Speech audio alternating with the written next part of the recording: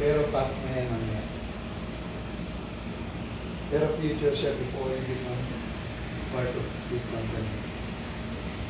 One day, tapos na kayo.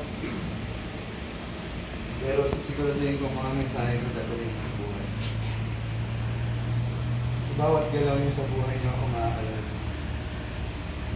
Sinabi ni Sir, basta gusto ko gawin. Walang duda, walang dalawang isip, gawin. Ang pera niyo, sabi ni Sir, huwag kong gawin dahil na ng kawalan ng pera para gawin ko ang isang bagay. At huwag kong gagawin ang isang bagay na dahil sa pera. Naintindihan niyo? Huwag niyong gawin ang kawalan ng pera para hindi niyo magawa ang isang bagay. At huwag niyong gawin dahilan ang magkapera para gawin ang isang bagay. Naintindihan niyo ba mga yan? Ulitin ko. Huwag niyong gawin dahilan ang kawalan ng pera para hindi niyo magawa ang isang bagay. At huwag niyong gagawin ang isang bagay kung dahil sa pera or kawalan ng pera. Ay, hindi ko gagawin yun. Hindi naman bayad. As long as it adds value sa buhay. Okay. Dahil ang experience, hindi niya nababayaran. Pero binabayaran niya. Paano yan? Siyempre, mamamasahe ka. Siyempre, kakain ka. Siyempre, may matutulugan ka, magbabayad ka. Di ba may pera yun? Magastos ka. Pero yung experience na mararanasan mo, hindi mo yun kayang bayaran. Kahit na naman sa labi, no? Dahil nasalita ako ngayon, ito ay binabayaran ng 1,000 para lang. Salita ako. Sinisingil ko ba kayo? Nasabi ko na mahalin niyo yung ginagawa niyo. Dahil one day, I will just be a memory sa buhay. You will only appreciate the moment until it becomes a memory. The first day you come here, naglinis agad kayo, and that's a memory. Anong yung mga class niyo? Anong ginawa niyo first day? Wala. Matang. Ay, kami naglinis kami eh. Nagbuhat kami, dami nga namin nasundan eh. Kilala niyo ba, boss? Hindi. Nakakausap ba kayo? Hindi. Ay, wala kayo sa akin. Voice master, miss ko yung kaharap. Kumpara sa mga online, hindi ko pinapansin sa mga yun. Yung salita man ako, hindi ko sila kilala. Ganyan yan na. So ngayon, number 1, a-appoint ako ng mga right hand ko, and left hand, and front hand, and back hand. Sabihin, kayo yung magiging galamay ko. Okay? Sinong gusto? Taas ang kamay. Bilis. Oh. Sino pa? Ayaw nga? Ngayon dalawa? Yes. Bakit?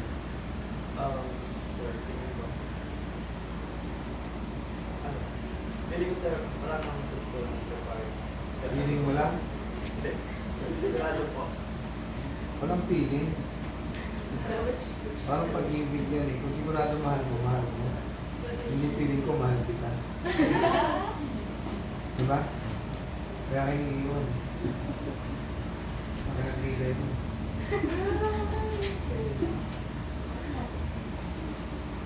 Ikaw, bakit? Bukod po sa Balago, hindi po ganun kami sa part business. Marami din po para din po naka-designate yung mga gamit. May, tingin ko po, hindi pa natingin. May mga mali-discover po na kung paano po sa production, yung in general po. Lahat naman kayo, pare-parehas. Ibig sabihin, kailangan ko ng mga leader. Kasi yung pag-volunteer niyo pa lang na maging part, kumbaga maging part ng system, may leadership ka. Alam mo ba ang tunay na leader na hindi na kailangan ng kamay? At ang leader, lumalabas yan sa oras ng crisis. So dito, marami kang matututunan. Number one is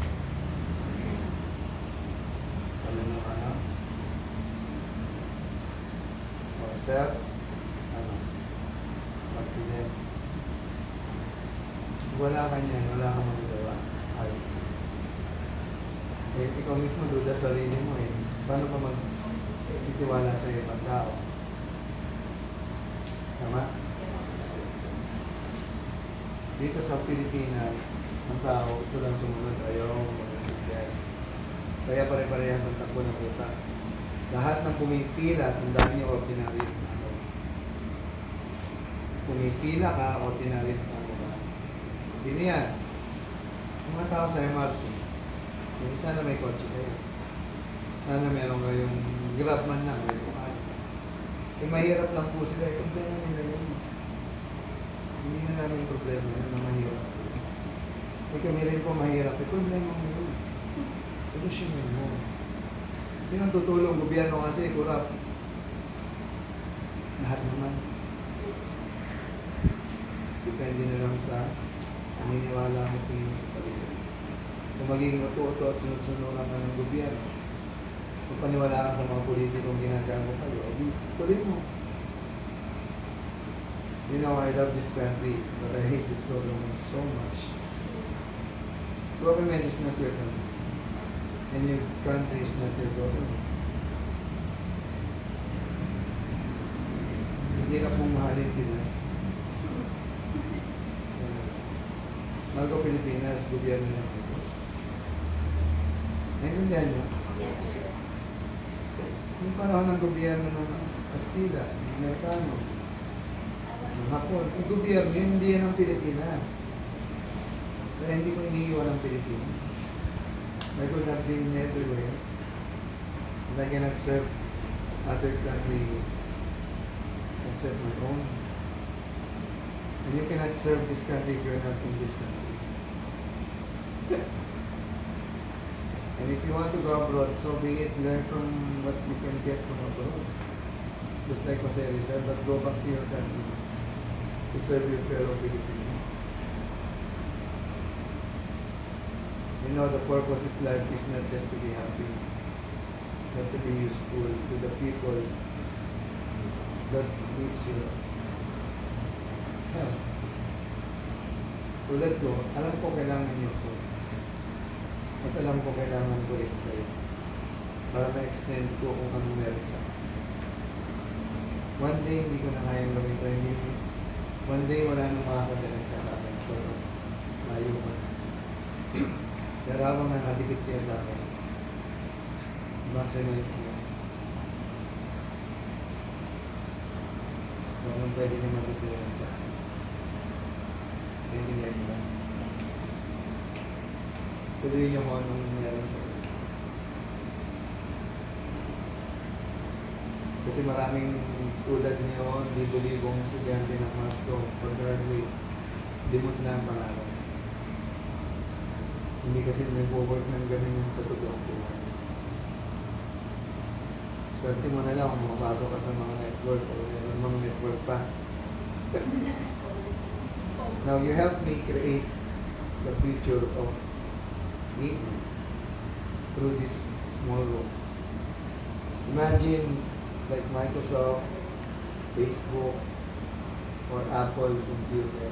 They just started from their backyard, no? Yung garage lang sila. Ganun din naman ako, nag-start ako sa squatter.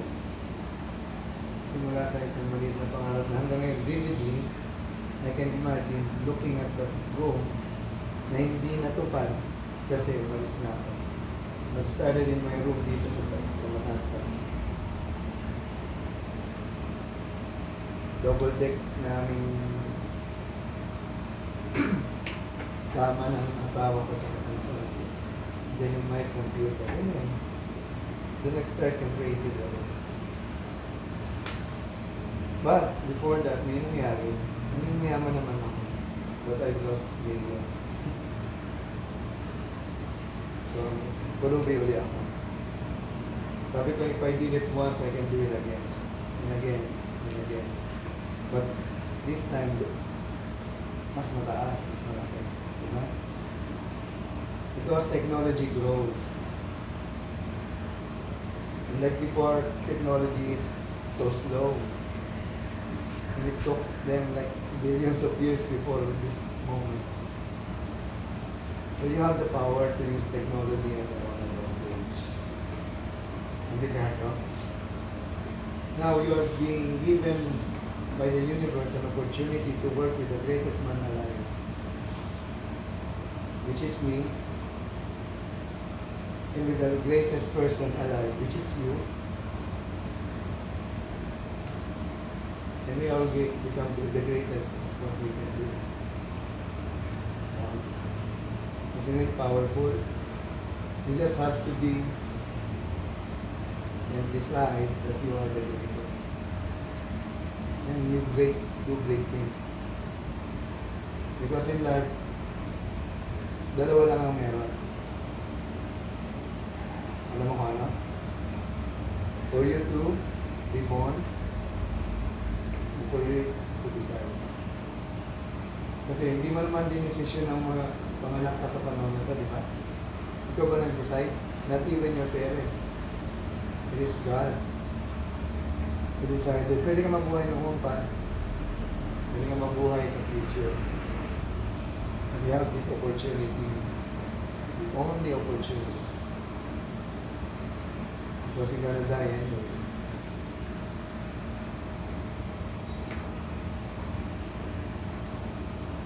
You decide. Now, the things that I'm telling you to do, hindi dahil gusto kong gawin. Number one, kailangan kong gawin yan. Para bang akong gumawa. Pangalawa, kung hindi kayo, someone will do it. But nyo? Hindi ibig sabihin magaling ka, ikaw pinakamagaling. Mas maraming magaling sa'yo. But decide to be the best by being the best. And doing your best. Ganda nun, no? Kung gagawa ka rin lang, siguro nyo yung maganda na, hindi okay na yan. Pwede na yan. O di pwede na. Hanggang buhay mo, pwede ka na lang. Hanggang doon ka na lang. Kaya every time I'm on stage, I'm the greatest. Because I have to be the best for people to be the best because they're listening to the best speaker. Sabi ko, I'm the best speaker alive. Why? Because you are the best audience. Ask the Lord. And I'm the best teacher because you are the best students. You just have to decide. Eh, hindi naman ako, hindi ako makikinig. Hindi mo makikinig. Then you are the worst student. You are the worst for this. Tama ba yan? Narinig niyo na ba ito? Hindi pa. Because I am the best. Tama Muhammad Ali, I'm the greatest. Because hindi lang salita yun. He has to do it. Bakit? Kanino niya pa pinapatunayan yun sa tao? Hindi. Sa sarili niya. At sa Diyos na gumawa sa kanya, kaya niya ginagawa niya. Ano ba yan? Ha? At magkakaroon ka ng kapangyarihan pag dinicide mo sa sarili mo. Ikaw ang pinakamagaling. Ikaw ang pinakamagdakila sa ginagawa niya. So paano mo gagawin yan? Hindi ikaw magde-decide kung anong gagawin mo. Ito gusto ko, magiging magaling ako. Hindi. Ito gusto ko at ito gusto niya, gagawin namin parehas. Pinakamagaling. Hindi pwedeng gusto mo lang. Someone should believe in you.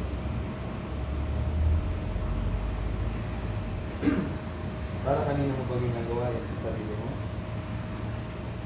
Halimbawa, ako nagsasalita para sa sarili ko ba? Magaling na ako. Para sa inyo ito, tama? Naniniwala ka? Ito ay food for heart, food for thought, food for the soul. Kumbaga para akong ministro, para akong pastor o pari o kung sino man, imam ng relihiyon, pero ito, evangelist ako ng buhay. Ganda yun, evangelist of life. Because we are all in the school of life. Whatever your belief is, I will respect that. But please, put God first in whatever you do and everything follows. Whoever your God, I don't care if you believe in, you are Christian, Muslim, Buddhist, huwag ka lang atheist. If someone is out there is guiding us, di ba? Pag pinakita na ng yung web telescope, yung universe. Yes. Diba, pinost ko yun sa Facebook. Imagine, one dot sa galaxy. And who are you in a galaxy anyway? No? Baga someone is orchestrating everything. Parang ito, kung walang electric fan, hindi naka-orchestrate na, naka-design yun. If it's not designed, why you exist anyway? Tama? Anything that you see here are designed. Sa katawan mo, naka-design natin. Ngayong buhay mo, naka-design. If you don't design it, someone will design it. Or no one will happen anyway. Hindi masamang i-design ng iba yan kung parehas kayo ng gustong i-design. Halimbawa, ito na lamesa. You're designing a lamesa pero pangit. Ako ay designing a lamesa pero maganda. Pwede tulungan mo na akong i-design ko para may idea ko na pwede kong magamit din at yung experience ko magamit ko para mas maganda yung design na magawa ko. Tama? Na-design ko na yung buhay ko eh. Ngayon, i-design mo ba buhay mo? With me? Now, if you see yourself with me, I'll help you para makalipad na mas mabilis. Kumbaga ako yung launching pad mo. Wala kang launching pad, hindi ka makakalipad. Tama? Parang aeroplano yan eh. Kahit ang ganda ng aeroplano, wala kang airport. Wala kang launching. Kumbaga, hindi ka makaka-accelerate. Yun yung gagawin natin sa loob ng Europe 1. Malay nyo, one day, dire-diretso na kayo dito, hindi natin ito. No one holds the future except your decision. Ang sarap isulat ng mga sinasabi ko. Quotable quotes na hindi nakasulat. Kasi, alam niyo bang ano, I have a gift of tongue. Bata pa ako, matatanda na nakikinig sa akin, o kung mga lolo-lola ko nakatama. Pag ako na nagsalita. Diba ganun din sila Jesus, ganun din sila Buddha, ganun din yung mga great people. Hindi nila alam kung saan ang gagaling, pero nasasabi nila. Ganun din ako sa panahon ko. One day, yung video na yan, yung napapanood natin, isa na lang yan memory, katulad ng mga taong namatay mo. Diba? But during that time, they recorded it. Nag-exist sila. They are alive. Tama? Yes. And one day, you're gonna die anyway. Lahat kayo, lahat tayo.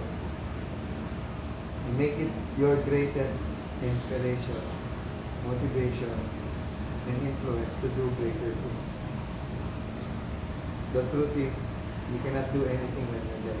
Second, if you don't do anything now, it will never happen again. There's no second chance. Next time na lang, there's no such thing. Because the only time is now. Ibig sabihin ng now, no opportunities wasted. Ibig sabihin ng now, no other way. Tama? Ganda, no? Sa akin yan galing. And now is the only thing you own. And if you own it, you've already won. 3-letter words. Own, now, and won. Diba? Sabihin, kung pag-aari mo ngayon, panalo ka na. Ngayon, harinin natin itong ngayon. Kasi minsan nang dumaan. Kaya lahat ng mga taong dumaan sa buhay ko, and make sure you are the most important person. Kasi one day, hindi ko na kayo maharap, sila na yung important. Ganun din, di ba? Naalala natin yung mga taong minahal natin. Kasi importante tayo ng time na yun sa buhay. Nasaktan tayo kasi iniwan tayo. Hindi ibig sabihin hindi ka na importante, may iba na lang siya. Priority. Hindi na. So, make sure every time na the person na mahal mo, ipakita mo gano'n mo silang mahal. Especially magulang natin. Diba? Kung wala man yung magulang natin, yung taong tinuring natin magulang. Hindi naman, wala naman magulang na naghahanap ng masama sa kanilang anak. Nagkataon lang na iba lang ang sitwasyon. Mas pinili nilang mas maging komplikado buhay nila. Kaysa mas tutukan yung mga taong dapat nila. Ngayon, tutukan ang sarili. Dito ka na eh. Diba? So ngayon, kayong dalawa, gawin niyo yung dapat gawin. Ikinig kayo. Ngayon, sa grupo ninyo, X8 na tayo po. Ano? Ha? Sino? Kasi ano? Ikaw sino? Ikaw sino? Ikaw? Kiray. Kaya.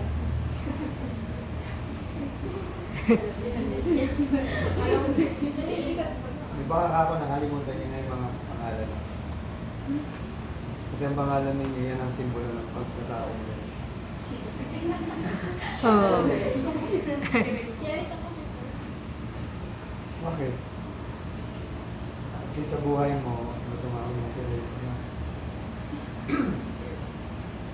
Kasi sa kilay, di ba? Oh, kilay, di ba? Kita mo lang ang parang kapag kilay. So, ikaw, Donal.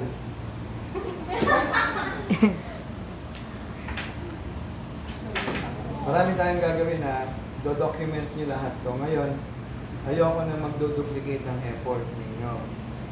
So, pag-uusapan ninyo, like, gagawa tayo ng kung ano yung core competency nyo, yun ang unang gagawin. Anong alam mong gawin, anong talento mo. Pangalawa, anong gusto mo. Ngayon, meron tayong writers team, editing team, graphic design team, documentation team. Pero, hindi ibig sabihin nyo lang ang gagawin mo. Mag-over yung inyong task.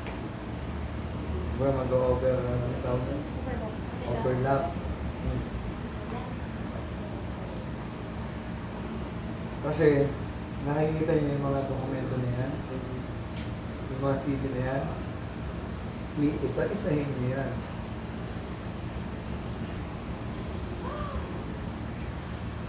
Oh. I-save ninyo yung mga documents. Ikakat ninyo lahat ng mga TV, radio, mga program. Slice din na. Ngayon gagawa tayo ng social media promotion ng ginagawa. Ano yung unang pa-prioritize natin? Siyempre yung sa akin. Pag pinapanood ko yung video ko, natutulala din ako sa ito. Ang galing ko talaga. Pero sayang yung galing ko, hindi makakarating sa iba. Tama? Ang dami dyan mapagpanggap, nakasulat naman. Gusto nyo ba man? Ang fake ng social media. Sobrang fake to the point na yung mga networking, mga The world needs authenticity. Tama? So yun kayo yung gagawa niyo. Think of something na hindi pa naiisip ng iba using what we have. Using our resources. Ang goal natin is to create positive social change. Using our talents and skills, no? Ang mission natin is to provide developmental opportunities that will empower young people to create positive change. Through media, through social media, through video, through audio, through graphics, through text. Yung articles, ito yung susulat ko kayo kasi that's mass communication. Tama?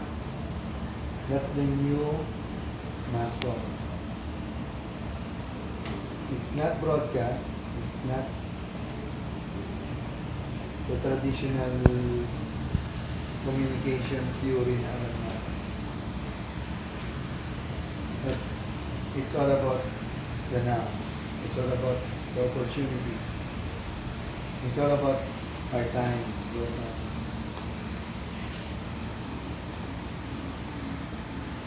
Yung future self nyo one day, sabihin siya, congrats kirahin. Hindi dahil kay Boss Master, hindi ka naman. Hindi ka nakinig sa kanya. Hindi ka nakinig sa kanya. Hindi niya alam. Ganun din dyan. Hindi ka nakinig sa kanya. While you are enjoying, I'll make sure you are going to enjoy what you're doing. And you're gonna love yourself more than anyone else. You're going to start accepting who you are. You have to start realizing your full potential. You're going to start loving yourself more. Because if you love yourself, you're gonna love more people. You hate yourself, you're gonna hate more people. That's why haters hate themselves first, not other people. Because if you fill your hearts with love, hatred will never have a space in you. Oh. Inis ako. Kaya namin nagmamahal sa akin. Ay. Kahit saan ako pumunta lang, di ba? May hater din naman. Marami din sila. But I know they're dark people. I know anyone who hates me, hate themselves now. Tama? How can you hate someone who is full of love, care, share? Diba? Kaya create a culture of sharing, giving, love, and care. Can eliminate a culture of greediness, selfishness, and ungratefulness. That's a sibak mantra. Diba? Excellent. Sarap pa mag-sibak. Full of love. Kaya madami mag-jowa. Ito ko sa wala. Ay, malay mo doon ng mga damit. Kaya lang kailangan Kasi yung sipat ka. yung standard. Gawin niyo ang standard. Ha?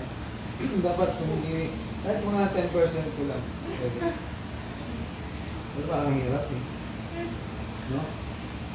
So si Andres, 10%. Ano? Ano? 10%. Oh, good. Kaya ka na kay Winky mo eh. Ha? So yun. Simulan na natin. Ang muna yung gagawin, alamin ninyo ang yung gagawin. Ayun. Okay? Una-una, linis ulit. Ayusin natin yung third at second floor. Yung mga nandyan, lahat ng mga lahat ng mga gamit dito, kailangan i-document nyo. Diba? I-itemize nyo. So lahat, ulitin natin yung ginawa ninyo, mali ginawa ninyo. Dapat nandun yung pangalan ng company, ano yung gamit na yon, pati yung mga serial number kung ako. Okay? Kasi mga books, alamin ninyo kung ano yung anong book yun, gagawa na uli. Di ba may number na siya? Ano po? Nagulo na. Hindi ko na rin, kay Chay kasi yung original. Marami na rin nanakaw na libro. Yun yung sad part. But the good part is, let's skip to the good part.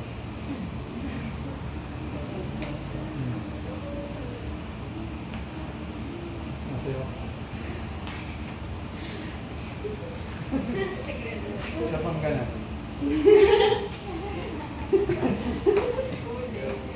Wala po ba yung mata mo? Bakit nagsasalamin? Ano po, under-red fluorescent, yung eye bags ko. Tanggalin mo nga raw salamin. Mali naman pala eh. Oh, di ba mukhang Indian?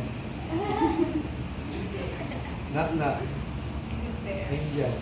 Indian po. Indian ka na naman. Guli nga. Old school na yun. Tuma na yun. Anyway, simulan na natin, no? Yan, gamitin nyo yan kung ano yung mga pangalan ninyo, sulat nyo dyan, kung ano yung mga trabaho. Tapos, kailangan ko ng mga assistant. Bukod sa inyo, ha? Kayo yung mag-a-assist sa akin.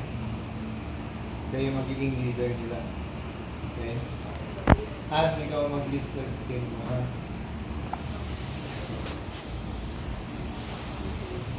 Tapos, sino yung magstay sa baba? Yung pinagstay ko doon. Sa third floor.